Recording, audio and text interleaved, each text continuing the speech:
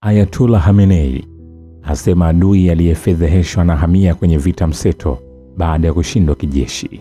Kiongozi muadhamu wa mapinduzi ya Kiislamu Ayatollah Said Mujtaba Khamenei amesema mahasimu wa Iran wamegeukia mbinu za vita vya mseto baada ya kushindwa vibaya mbele ya vikosi vya ulinzi vya nchi hiyo, na kusisitiza kuhusu umoja na umakini wa kitaifa ili kusambaratisha njama za maadui. Ayatollah Khamenei amebainisha hayo katika ujumbe wake aliyasiku mnasaba wa kukumbuka kutumia mwaka 37 tangu kuaga dunia Imam Khomeini, muasisi wa Jamhuri ya Kiislamu ya Iran. Mamilioni wa Iran kutoka matabaka mbalimbali ya kijamii na waumini wengi katika nchi nyingine duniani wameshiriki marasimu hayo katika haram la Imam Khomeini kusini mwa Tehran, huku waombolezaji wakitoa heshima kwa msanifu huyo wa mapinduzi ya Kiislamu na kutangaza tena utiifu na kufungamana kwao na msingi na malengo ya mapinduzi ya mwaka 1979.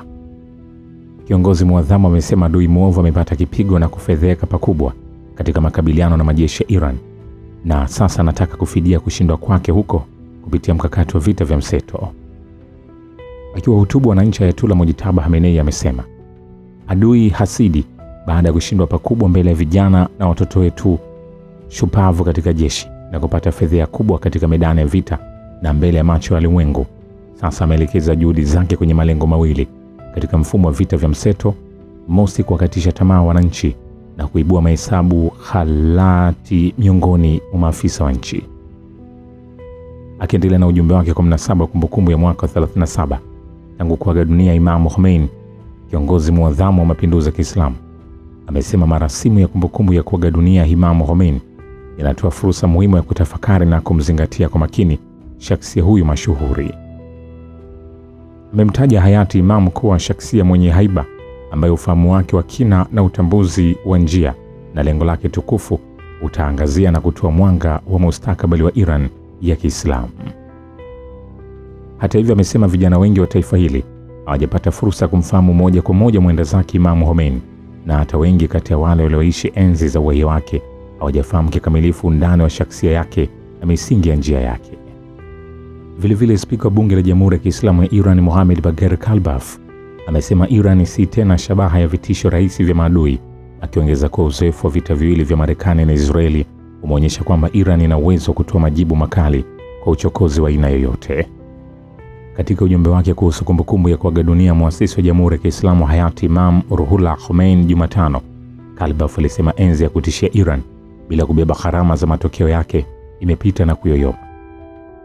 Imam Khomeini alilifundisha taifa la Iran kutosalimu amri mbele ya uonevu. Uchokozi wa aina yoyote utakabiliwa na majibu makali, majuto na yanayostahiki, amesema spika Mohammad Bagher Kalbaf. Kwa damu yake safi, shahidi Khamenei alihakikisha mwendelezo na dhamana ya harakati ya Imam Khomeini na akainua juu bendera ya heshima, uhuru na mukawama kuliko hapo awali, na kisha akaikabidhi kwa vizazi vijavyo. Amesema mamilioni ya Wairani wakiongozwa na mafundisho na urithi wa Imam Khomeini na Ayatollah Khamenei wataendelea kupinga uingiliaji kati wa wageni kwa lengo la kudhoofisha uhuru wa Jamhuri ya Kiislamu ya Iran. Vilevile, Iran imepinga vikali tuhuma za waziri wa mambo ya nje wa Marekani kwamba Teherani inataka kuwaua maafisa wa Marekani, ikikosoa Washington kwa kujaribu kujionyesha kama mwathirika huku ikificha rekodi yake ya uhalifu wa kivita dhidi ya watu wa Iran. Msemaji wa Wizara ya Mambo ya Nje ya Iran Ismail Baghei amekemea vikali madai ya Marco Rubio kwamba Iran inadaiwa kupanga njama ya kuwaua maafisa wa serikali ya Marekani, akiyataja madai hayo kama mfano mwingine wa juhudi za Washington za kupindua ukweli na kupotosha fikra za watu kuhusiana na uhalifu wake. Afisa huyo wa Iran amesema madai hayo yasiyo na msingi yanaakisi mawazo ya mtu anayewatupia wengine matendo yake mwenyewe. Anasema kila mtu anaofikiria watu wengine kwa mujibu wa imani yake. Baghei ameandika kwenye akaunti yake ya X Jumatano, akisisitiza kwamba kujidhihirisha kama mwathiriwa hakuwezi kuficha uhalifu wa kivita, mauaji ya kimbari na uhalifu dhidi ya binadamu ambao mmeutenda dhidi ya taifa la Iran.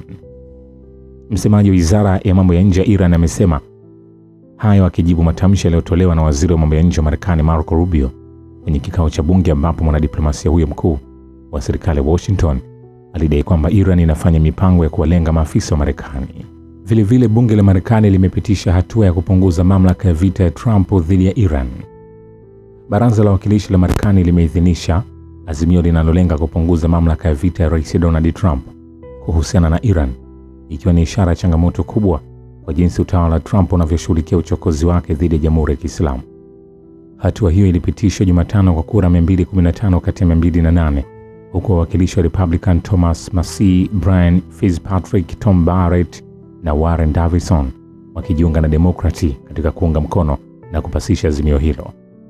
Kura hiyo ilifuatia juhudi endelevu za Wademokrati katika mabunge yote mawili ili kupunguza mamlaka Trump kuhusu hatua za kijeshi zinazohusisha Iran, mpango ambao umeungwa mkono pia na Republican katika wiki za hivi karibuni.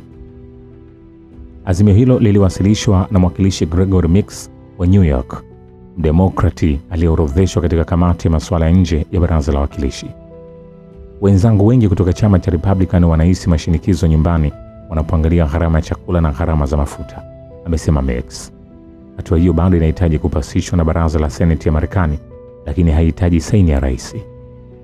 Vyombo vya habari vinasisitiza kwamba hii ni kura ya kwanza ambapo baraza la wawakilishi limefanikiwa kupunguza mamlaka ya vita ya Trump kuhusu mzozo wa Iran na hatua za kijeshi za siku zijazo bila idhini ya Congress.